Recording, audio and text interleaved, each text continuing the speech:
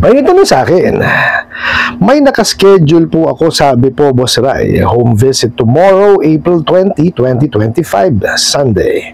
Our field collector scheduled to conduct home visit to collect your overdue payments. Please prepare your full amount of prepayment. We don't accept partial or extension payment on field collector. On the way na nga daw po sila, Boss Ray. Wait ko na lang rin sila at sa barangay kami magpirmahan. Magbabayad naman ako pag talagang andito sila. Tama po ba gagawin ko, Boss Ray? Sa barangay po kami magpirmahan. Alright, napakagandang katanungan po nito. Pero bago ho natin sasagutin, imbitahan ko muna sana kayo na pakisuportahan po sana ang aking mga social media account sa YouTube, Facebook, and TikTok. Okay, bago natin sagutin itong katanungan na to, shoutout ko lang ho yung aking kumpare at former colleague, no? Si Paring Nel Tamaris, ang kanyang asawa na si Maring Yam, yung kanilang panganay na si Rob, at ang kanilang bunso na inaanak ko na si Maya. So, shoutout sa inyo, buong pamilya, no? Napaka-masayahin itong pamilya na to, no? Kung makikita ho ninyo lagi yan. At, pare, magkita tayo sana sa susunod, no? I hope, makapag-banding tayo. Medyo matagal-tagal na tayo hindi nakikita. Okay? So, sagutin ho natin itong katanungan na ito, no? Tingnan niyo ho itong mga bugok at abusadong online lending apps, no? Wala talagang, pasintabi. Tingnan niyo ho, Sabi ho, mag-home visit daw ho tomorrow, April 20, Sunday. So, ibig sabihin ho, pinadala yung mensahe, Black Saturday. Ng kamote, hindi naman talaga nagtika. Black Saturday yun! Tapos pupunta kayo linggo. Tama ba yun? Kung pupunta nga kayo, hindi naman kayo pupunta. Mario Joseph.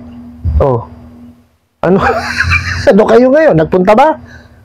Hindi magpupunta yan. Sasabihin ko sa inyo kasi wala akong kakayanan yan. Ngayon, ganito po.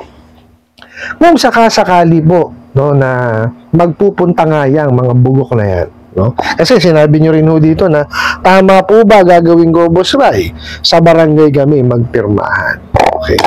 Kasi marami rin ho nagtatanong sa akin yan na pwede bang ipabarangay yung mga field collector.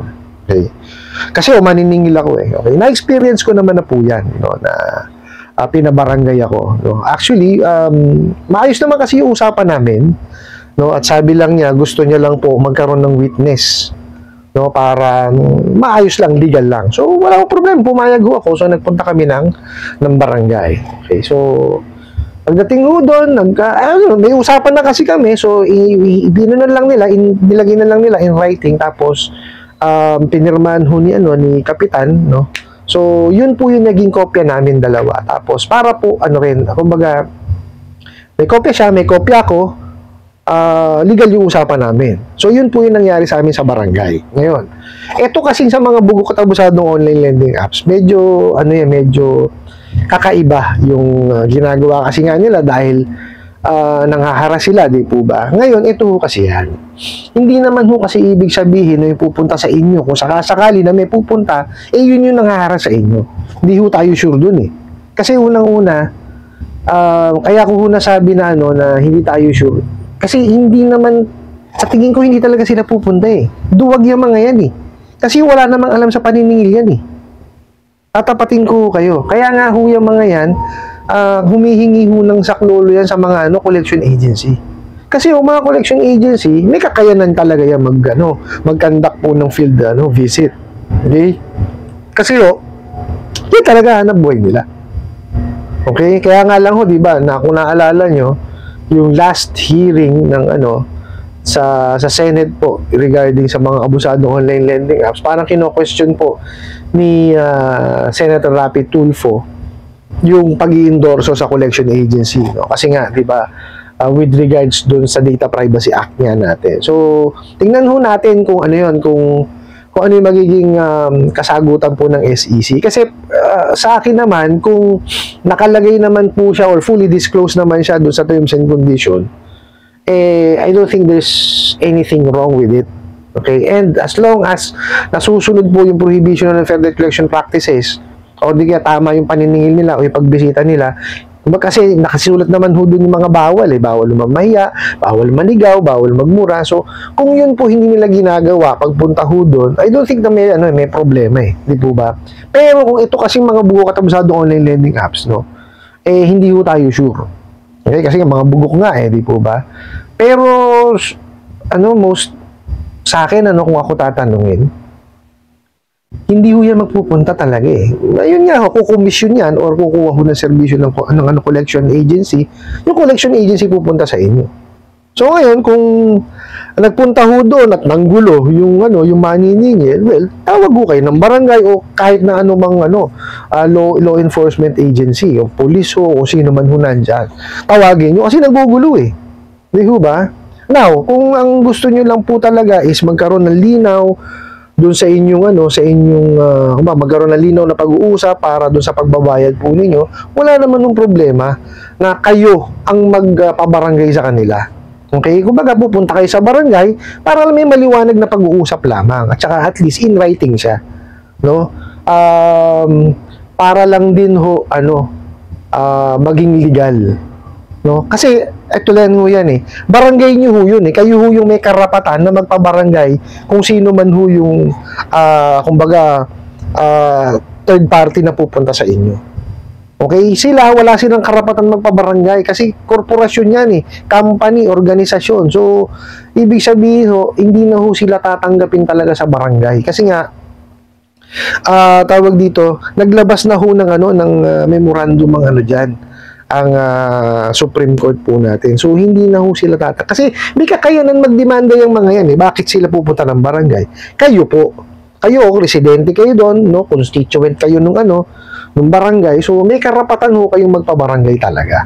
So, ngayon, kung kayo ho hindi kayo komportable na kinakausap kayo sa bahay, wala naman ng problema pumunta kayo ng barangay. Okay? Pagka kinakausap kayo na maayos, kausapin nyo rin na maayos. Wala naman ng problema ron eh. As long as ang pinatutungkulan po is bayad, wala akong problema ron. Kasi hidiran nyo sa kanila pera eh. So, yung pera po ang pag-usapan po ninyo.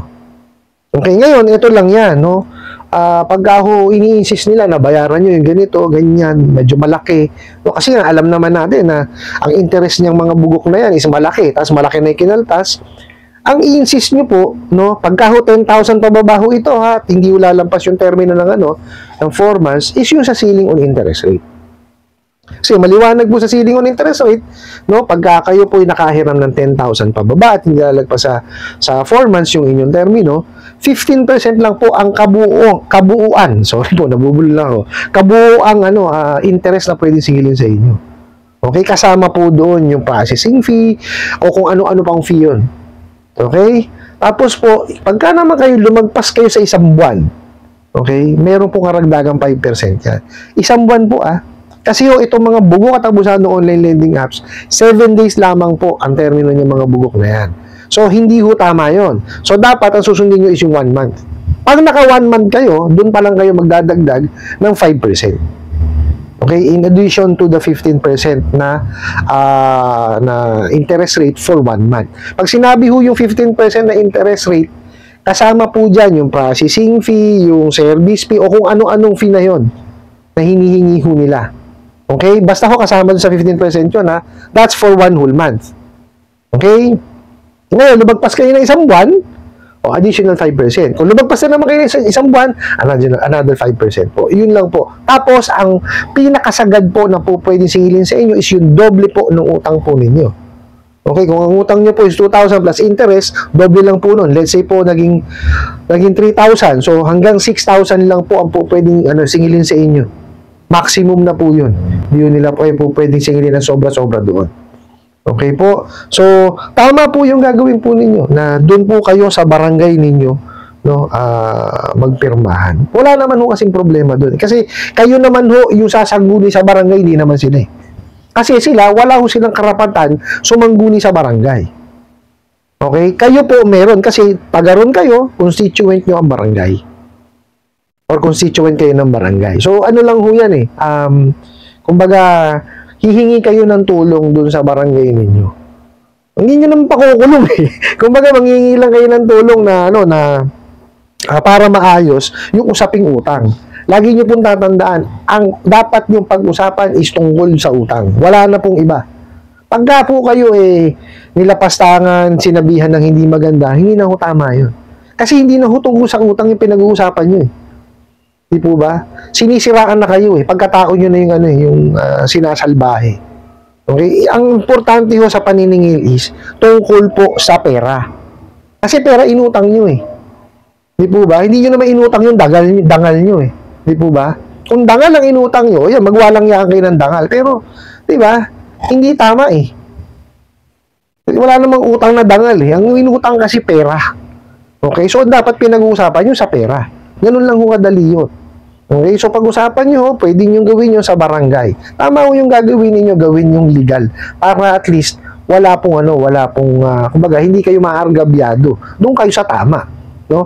Kung ayaw nila sa barangay, o sabihin nyo, pwede akong address nung kumpanya nyo, di kaya ayayin nyo. Sasama ako sa inyo, punta tayo sa opisina. Doon ako magbabayad. Di po ba? Most probably yan, 100%, hindi papayag yan. Kasi nga, takot malaman yung mga yan yung address nila eh. Ayaw ma rin yan dahil nga puro walang yayang mga yan, di ba? So, gano'n na lang po gawin ninyo. Tama ho yun, yung naisip nyo na sa barangay ko kayo makipag-usap. Ano po? I hope nasagot ko po itong katanungan na to at sana po yung makatulong. Maraming salamat po sa inyong walang sawang pagsuporta at panonood sa aking mga videos. Maraming salamat po sa inyong pag-like, pag-share, pag-comment at pagtatanong. And kunin ko na rin po itong opportunity na to na imbitahan po sana kayo na pakisuportahan po sana aking mga social media accounts sa YouTube, Facebook, and TikTok. Sa muli po, yun lang.